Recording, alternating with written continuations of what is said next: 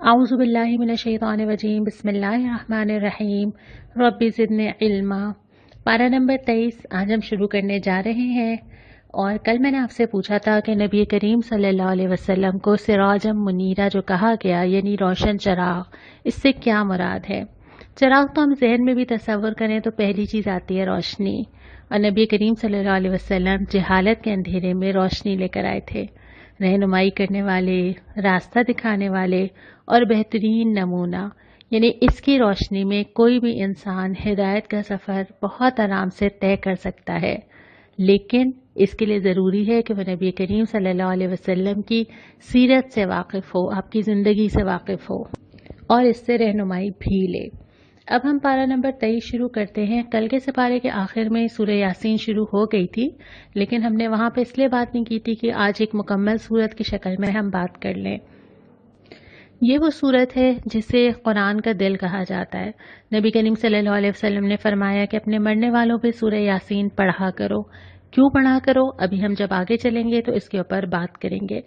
सूरत शुरू होती है, सबसे पहले ऐलान किया जाता है कि ये जो कुरान है ये गालिब और रहीम हस्ती का नाजिल करता है। रहीम इसलिए कि ये उसकी रहमत है कि वो तुम्हें सारी हिदायत लिखी हुई दे रहा है, प्रिंटेड तुम्हारे हाथ में इस वक्त पहुंचा दी है। इससे ज़्यादा भी कोई रहमत हो सकती है।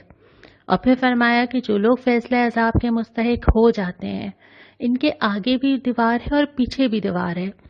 आगे इसलिए कि सोच ही नहीं रहे कि आगे इनके सामने क्या क्या पेश होने वाला है, और पीछे इसलिए कि एक पूरा माजी है जिसमें इतने किस्से सुनाए जा रहे हैं, इतनी कौमों के बारे में बताया जा रहा है, बार बार खबरदार किया जा रहा है, किसी चीज़ से सबक नहीं लेते। और उसके बाद फिर फरमाया कि एक दिन तो मुर्दे जिंदा होंगे, एक दिन तो सामने आ जाएंगे। फिर क्या होगा, अल्लाह ताला वो सारे अफ़ाल जो काम उन्होंने किए हैं और वो आसार जो वो पीछे छोड़ के आए हैं सब निकाल के ले आएंगे।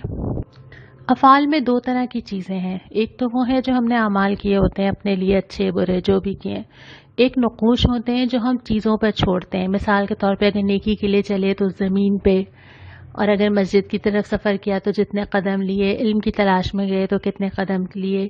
इसके अलावा आसार ये होते हैं जो हम में से कोई रिवाज या नेकी या बुराई छोड़ जाता है, अपने घरों पे असरार डालते हैं, अपने दोस्तों पे डालते हैं, अपने मिलने वालों पे डालते हैं, जहाँ पे मौजूद होते हैं वहाँ हमारे असरात होते हैं। हम कहीं भी हों, हर इंसान अपने आसार छोड़ के जा रहा है, या वो अच्छे हैं या वो बुरे हैं, और फिर वो नस्लों तक चलते हैं, नस्लों तक चलते हैं। अगर मैंने ख़ानदान के अंदर कोई ऐसी बात की जिसकी वजह से कोई घर टूटा, किसी का दिल ख़राब हुआ, तो उसके असरात फिर बच्चों पर, बच्चों की वजह से उनके बच्चों पर, और ख़ानदान में कहाँ कहाँ तक मेरी बात गई, वो सारे असरात हैं। और अगर मैंने कोई अच्छी बात बता दी और वो मैं भूल गई, और वो किसी ने किसी को बताई, उसने किसी और को बता दी, उसने अपने बच्चों को सिखा दी, मुझे नहीं याद, किसी इंसान के बस में नहीं है सारी चीज़ें जमा करना। अल्लाह ताला वो सारे आसार जमा करके ले आएगा। फिर उसके बाद मिसाल दी गई है कि एक बस्ती है, उसका रवैया, और उसी बस्ती में एक शख्स है, उसका रवैया। बस्ती का रवैया ये है कि झुटलाया, घमंड किया। फिर अल्लाह ताला ने क्या किया, एक धमाका हुआ और वो बुझ कर रह गए।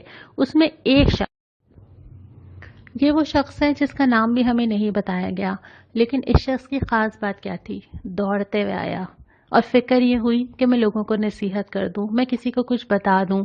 नज़र आ रहा है कि पूरी बस्ती मानने को तैयार नहीं है और मैं अकेला हूं, लेकिन इसके बावजूद हक़ का ऐलान भी करता है, लोगों को तवज्जो भी दिलाता है, कहता है कि देखो इस तरफ आ जाओ, देखो इसकी बात मान लो।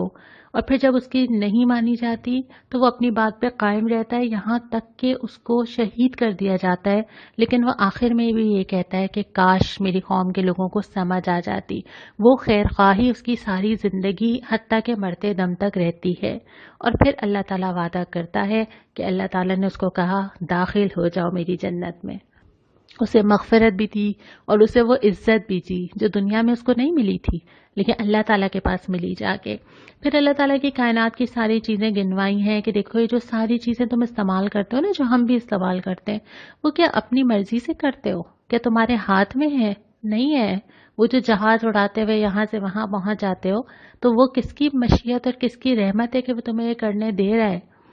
اور جو ساری چیزیں استعمال کرتے ہیں کھانے سے لے کے پینے سے لے کے، وہ ساری چیزیں اللہ تعالیٰ کی رحمت کی وجہ سے ملتی چلی جا رہی ہیں، اور جس دن اللہ تعالیٰ نے اپنی رحمت روک لی اس دن وہ ساری چیزیں تو میرے اختیار میں ہیں ہی نہیں۔ اور اس کے بعد پھر فرمایا کہ کفار کا جو رویہ ہوتا ہے وہ آخرت کو نظر انداز کرتے ہیں، رب کی آیات سے اعراض کرتے ہیں، ان سے جب کہا جاتا ہے اس طرف آؤ تو توجہ نہیں دیتے، پھر خرچ بھی نہیں کرتے اللہ کی راہ میں، اور پھر یہ کہ قیامت کا انکار کرتے ہیں، سمجھتے ہی نہیں ہے کہ ان کو آخرکار اللہ کے پاس آنا ہے۔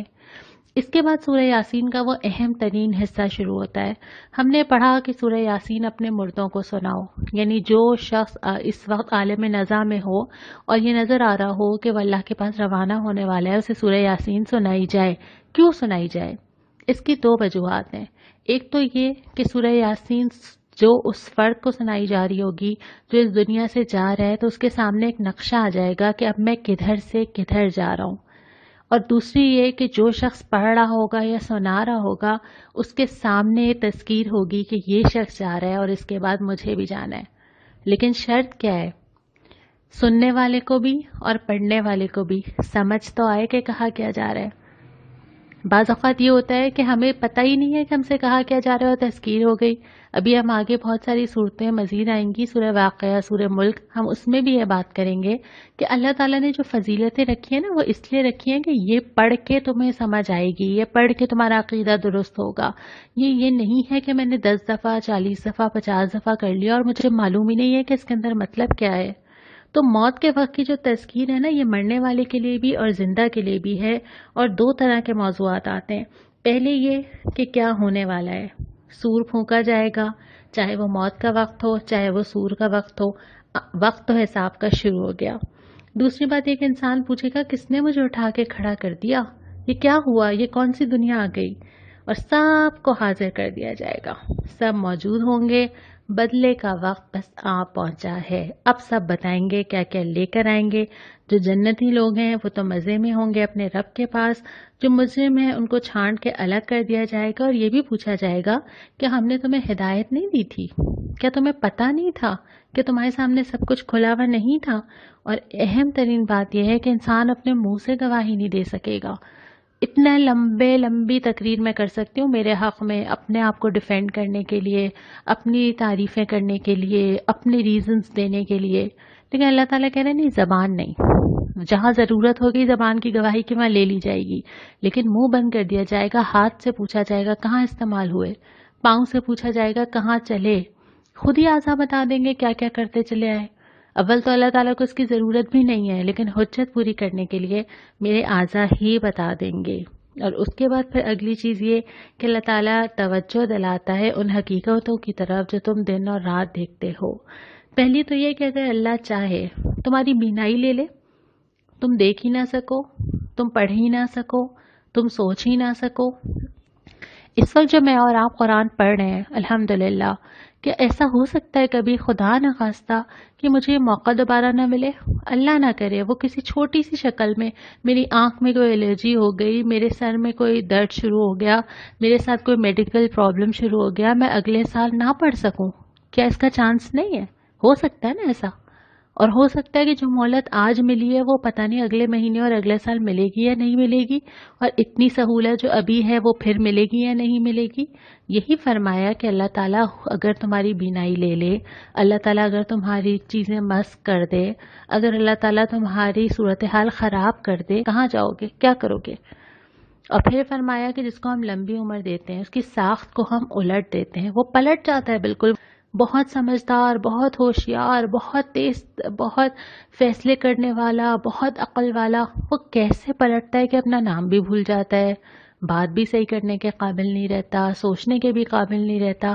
کیا یہ نشانی نہیں ہے؟ اور اس کے بعد یہ کہ جس نے زندہ پہلے کیا تھا، جس نے پہلے بنایا، وہ دوبارہ بھی ویسے ہی کھڑا کر لے گا۔ وہ اسی طرح جب وہ ایک دفعہ میری آنکھ، کان، ناخن، جسم بنا سکتا ہے، اس کے لیے کیا مشکل ہے کہ ایک دفعہ بناؤں یا 2 دفعہ بنانا ہے۔ سمجھنے کی بات یہ ہے کہ تم سب نے اس کی طرف پلٹنا ہے، باری باری، ایک کے بعد ایک۔ کل میری نانی تھی، پھر میری امی، پھر میں، اور پتہ نہیں کس کی باری پہلے اور کس کی باری بعد میں۔ جانا تو ہے، کھڑا تو ہونا ہے۔ تو اگر یہ समझ के पढ़ी जाए और वाक़तन उस वक्त पढ़ी जाए ना जब कोई आपके सामने दुनिया से जा रहा हो, तो इससे बड़ी तस्कीर नहीं हो सकती। जब इंसान को नज़र आ रहा हो कि ये जा रहा है और मैं पीछे। यहाँ पे सूरह यासीन मुकम्मल होती है और सूरह साफ़ात शुरू होती है। ये भी मक्की सूरत है और इब्तिदा में एक बड़ा हिस्सा जो है वो अल्लाह ताला के करिश्मों का जिक्र है, जो हम पहले पढ़ चुके हैं। सूरह रात में भी आपने मुझे लिख के भेजे थे। इस सूरत में सख्त तंबीह की गई है क्योंकि जो हालात नबी करीम सल्लल्लाहु अलैहि वसल्लम के सामने थे वो बहुत सख्त थे, बहुत शदीद मुखालफत थी। फरमाया कि एक दिन तो यौम जज़ा आना है और हम सब का फैसला कर देंगे, इन सब को जहन्नुम का रास्ता दिखाइए। और फिर ये बताया कि सबका अंजाम कार क्या होगा, लेकिन जो अल्लाह के मुखलिस बंदे होंगे वो बिल्कुल भी नामुराद नहीं होंगे और अल्लाह ताला उनको वो सारी नेमतें अता करेगा जो वो चाहते हैं, जिसके लिए वो दुनिया में दौड़ धूप करते हैं। और जो उनकी पसंद की चीज़ें हैं ना, अल्लाह ताला वो सारी चीज़ें उनको देगा, बेहतरीन रिज़्क देगा, इज्जत देगा, जिसके लिए इंसान कितनी कोशिश करता है ना। उसके बाद ये कि अल्लाह जन्नतों में तकिए लगाए आराम से बैठे होंगे, एक बेज़रर नुकसान ना पहुंचाने वाली शराब होगी, खूबसूरत औरतें होंगी। और फिर आगे फरमाया ये अजीम शान कामयाबी है, ये है कामयाबी। लेकिन जो जहन्नुम में जाने वाले होंगे वहाँ पे ज़क़ूम एक जहन्नुम का दरख्त है, उसका खाना खाना होगा, पानी मांगेंगे तो खौलता हुआ पानी दिया जाएगा, दोज़ख की आग में जलाए जाएंगे। अल्लाह ताला हम सबको इससे महफूज रखे। तो कामयाबी तो असल में ये है ना, कामयाबी ये नहीं है कि अभी क्या किया, कामयाबी ये है कि अभी करके क्या पा लिया। और उसके बाद फिर इसी में आखिर में जो मिसालें दी हैं, तमाम अंबिया का जिक्र किया है, लेकिन कुरान की ख़ास बात यह है कि वो हर किस्से को मौके के लिहाज से एक अलग एंगल से समझाता है हमें। अगरचे हमने ये किस्से पहले पढ़े हैं, लेकिन यहाँ पे जो तज़किरा आया है तमाम किस्सों का, वो ये आया है कि अल्लाह उनकी पुकार सुनता रहा है, अल्लाह इन तमाम अंबिया के साथ रहा है। हज़रत नूह ने पुकारा, अल्लाह ताला ने जवाब दिया, सुना। और हज़रत इब्राहीम के बारे में तो है कि जब अल्लाह ताला ने उनके लिए आग भी ठंडी की और जब बेटे की आजमाइश भी उनसे की कि वो बेटे को ज़िबा करें, तो उसकी जगह मेंढा भी आ गया। फिर उसके बाद हज़रत मूसा का वाक़या हमने पढ़ा कि जिस तरह समंदर से अल्लाह ताला ने उनको निकाला, नुसरत दी, हिदायत दी। हज़रत इलियास को ना मानने वालों को अल्लाह ताला ने पकड़ की, हज़रत लूत को अज़ाब से बचाया, हज़रत यूनुस को मछली के पेट से निकाला। तो ऐसा नहीं होता कि अल्लाह ताला अपने अहले ईमान को तन्हा छोड़ दे। ऐसा नहीं है कि अल्लाह ताला के रास्ते में आप चलेंगे तो अल्लाह ताला कहेगा कि अच्छा जो हो रहा है तुम करो। नहीं, अल्लाह खड़ा होता है आपके साथ, अल्लाह आसानी करता है और अल्लाह वहाँ से मदद करता है जहाँ से आपने सोचा नहीं होता। और फिर फरमाया कि इन सब के लिए बाद में हर किस्से के बाद ये 3 लाइनें आई हैं, हमने बाद की नस्लों में इनका जिक्र छोड़ा। आज तक लोग याद करते हैं, आज तक मैं और आप पढ़ रहे हैं और रश्क कर रहे हैं। सलामती है उनके ऊपर अल्लाह ताला की तरफ से। और उसके बाद ये कि हम नेकी करने वालों को ऐसी ही जज़ा देते हैं। ये 3 चीज़ें जो हैं, ये कंक्लूजन है इस पूरे किस्से का। उसके बाद फिर हम आते हैं तीसरे रुबा के ऊपर। शुरू में तो तंबीह की गई है कि ये लोग कहते हैं कि मलाइका जो हैं वो अल्लाह ताला की बेटियां हैं, और फिर उसकी मजम्मत की गई है कि जाहिर बात है ऐसी बात मुंह से निकालना ज़ेब नहीं देता, और अगर वो ऐसा समझते भी हैं तो ये तो वो लोग हैं जो कि अपने लिए बेटियां पसंद नहीं करते ना, ये तो वो वाला माशरा है। अल्लाह के लिए पसंद करते हैं तो वही चीज़ जो अपने लिए नहीं करते। और उसके बाद फरमाया कि सारी तारीफ रब्बुल आलमीन के लिए है। फिर उसके बाद सूरह साद जो मक्की सूरत है उसका आगाज़ हो जाता है और शुरू में ही कुरान की कसम खाई जाती है। और कुरान की कसम खाने के बाद कुफ़ार की सरकशी पे तबसरा किया जाता है कि ये लोग जो इतनी सरकशी का मुजाहरा करें, इसकी कुछ वजूहात हैं। पहली बात तो ये कि इनके अंदर सख्त तकब्बुर और ज़िद है। तकब्बुर तो सारी चीज़ों की जड़ है, ये हमने पहले भी बात की थी कि एक तरफ अल्लाह ताला तारीफ़ करता है उन लोगों की जो मुखबितीन हैं, जो सरेंडर कर देते हैं, और एक तरफ अल्लाह ताला मज़म्मत करता है उन लोगों की जो किब्र इख्तियार करते हैं। उसके बाद ये कि इनका ये एतराज़ है कि अपने ही दरमियान से एक रसूल आ गया, उसका जवाब दिया गया है कि अगर ना आता तो ये इस पर भी एतराज़ करने वाले थे। फिर ये कि अल्लाह के ज़िक्र पर शक करते हैं। उसके बाद फिर हज़रत दाऊद, हज़रत सुलेमान और हज़रत अय्यूब और दीगर अंबिया का जिक्र आया है कि कैसे इन सब ने अपने रब के हुजूर रुजू किया, तौबा की, अल्लाह से माफ़ी मांगी और अल्लाह ताला ने इन सब को माफ़ किया।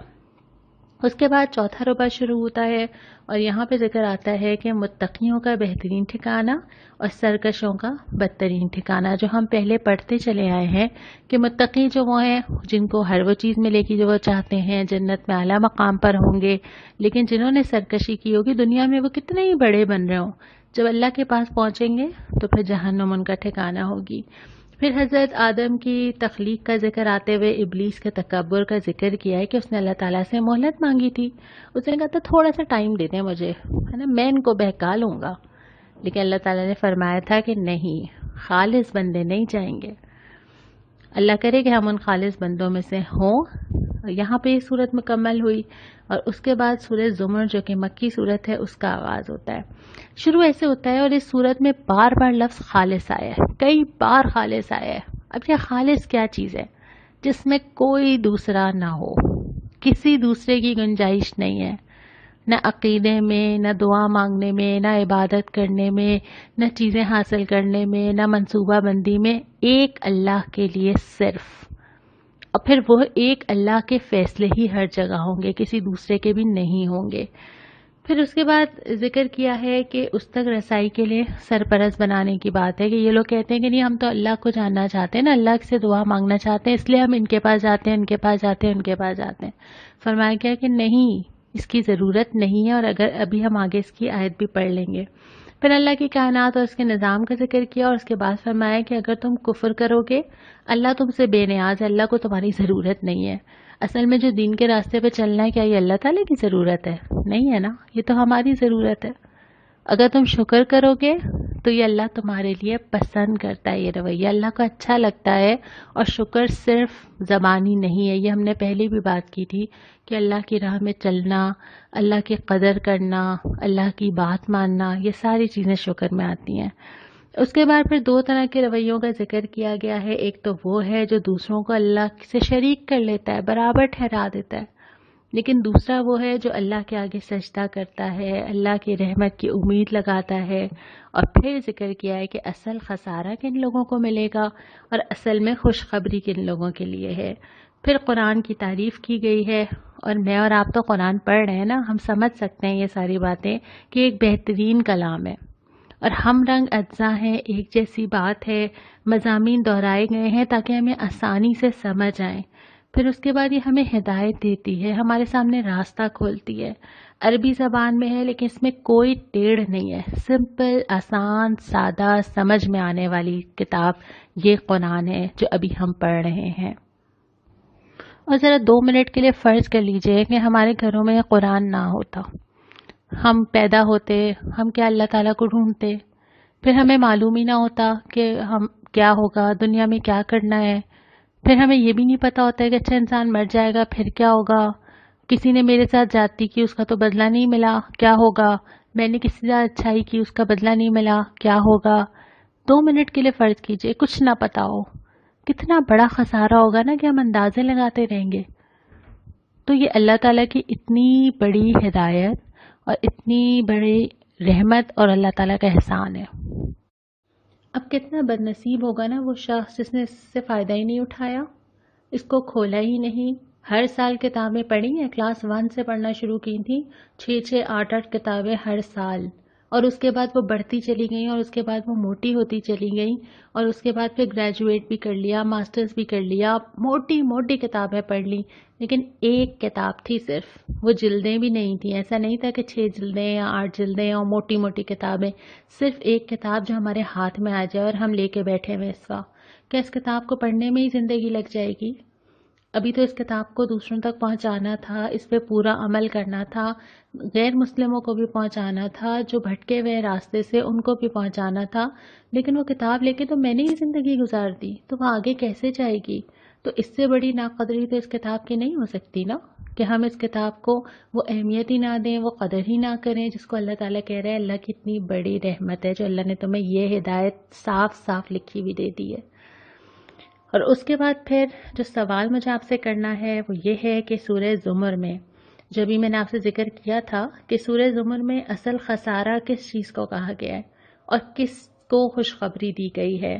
آپ سورہ زمر دیکھیں گے، چھوٹی سی سورت ہے، انشاءاللہ آپ کو آسانی سے مل جائے گی، اور اس پہ بات ہم انشاءاللہ تعالیٰ کل کریں گے۔ آج کی جو دعا ہے، ایک تو سورہ صاد میں دعا آئی ہے، اس کے علاوہ سورہ صافات کی آیات ہیں جس کو مجلس کے خاتمے کی دعا بھی کہا جاتا ہے، تو انہی آیات پہ ہم اختتام کرتے ہیں۔